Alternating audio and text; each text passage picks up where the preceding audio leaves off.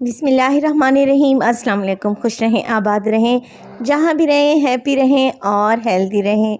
तो मैं हूँ फ़ाइज़ा और वेलकम करती हूँ आपको चटपटे पकवान में।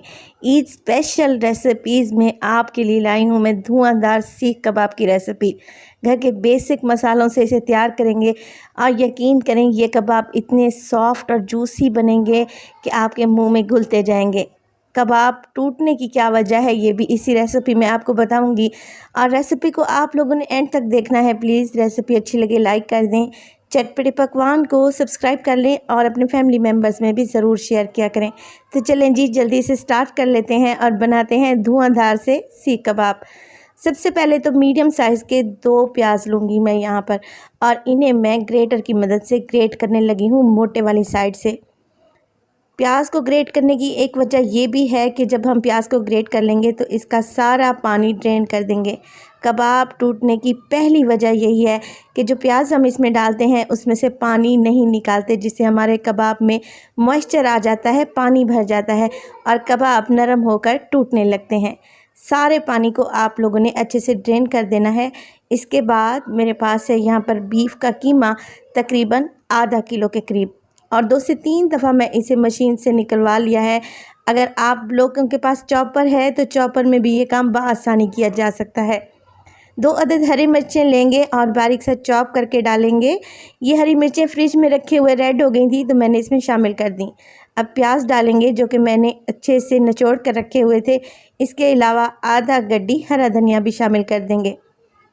1 टेबलस्पून के करीब इसमें डालूंगी मैं फ्रेश अदरक और लहसुन का पेस्ट और नमक डालूंगी तकरीबन 1 टीस्पून।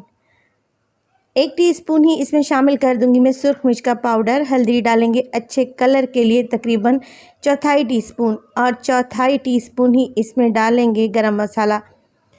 बस यही बेसिक मसाले ही जाएंगे और 1 अदद लेमन का जूस आप लोगों ने लाजमी डालना है, इससे कबाब में सॉफ्टनेस आएगी। इसके अलावा कबाब का टेस्ट मज़ीद बढ़ जाएगा इंशाल्लाह ताला।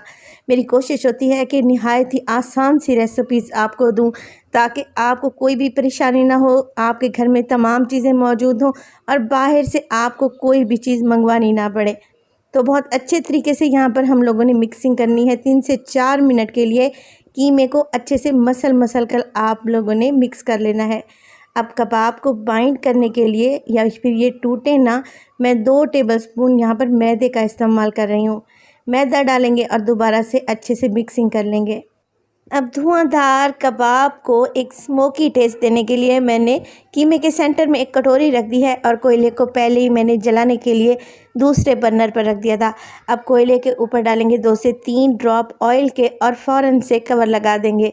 2 से 3 मिनट के लिए इसको अच्छा सा स्मोकी टेस्ट आने देंगे और इसके बाद हमने ढक्कन को रिमूव कर लेना है। लीजिए जनाब, बिल्कुल मार्केट वाला आपको यहाँ पर फ्लेवर मिलेगा इंशाल्लाह ताला। जैसे बाहर से लेकर कबाब खाते हैं इससे भी ज़्यादा अच्छे कबाब बनेंगे।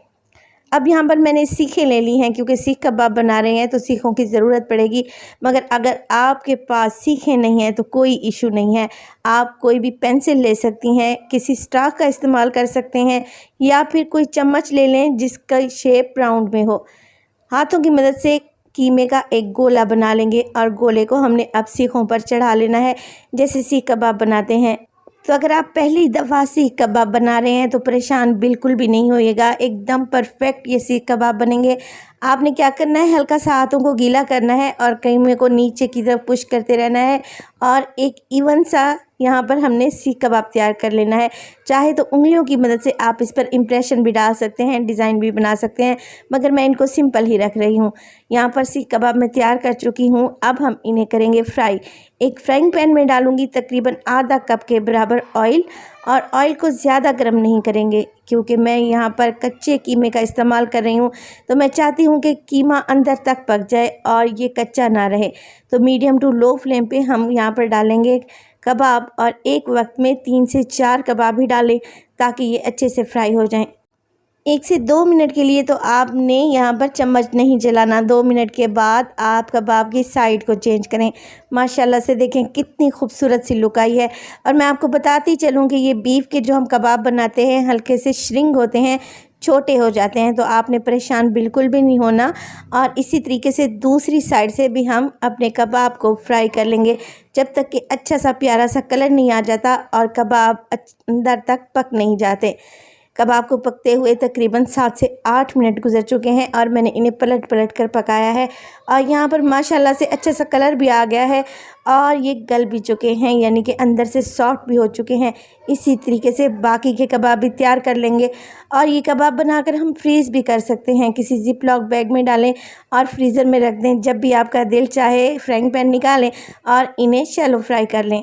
ज़बरदस्त से हमारे धुआंधार सीख कबाब तैयार हैं और मैं आपको तोड़ कर दिखाती हूँ। माशाल्लाह से देखें कितने ज़बरदस्त बने हैं, जूसी, सॉफ्ट और टेस्ट में इंतहाई लजीज। रेसिपी आप लोगों ने ज़रूर ट्राई करनी है और अपना फीडबैक देना है कि आपको मेरी रेसिपीज़ कैसी लग रही हैं। रेसिपी अच्छी लगे लाइक कर दें, चटपटे पकवान को सब्सक्राइब कर लें और अपने फैमिली मेम्बर्स के साथ भी ज़रूर शेयर किया करें। तो अपना बहुत सारा ख्याल रखिएगा। फ़ाइज़ा को भी अपनी दुआओं में याद रखिएगा। मुझे दीजिए इजाज़त। टिल देन, अल्लाह निगहबान।